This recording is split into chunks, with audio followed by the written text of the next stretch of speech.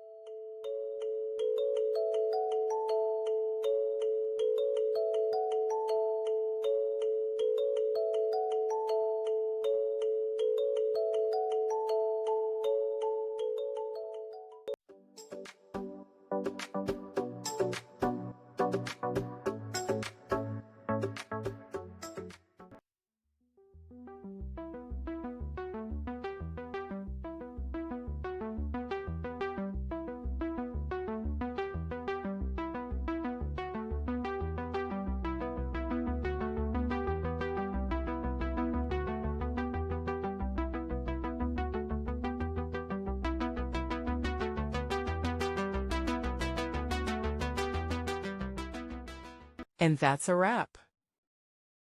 I hope you found the answer you were looking for. If you did, take a second to hit that subscribe button. It really helps out. And let me know in the comments which solution worked best for you. See you next time in the debug zone.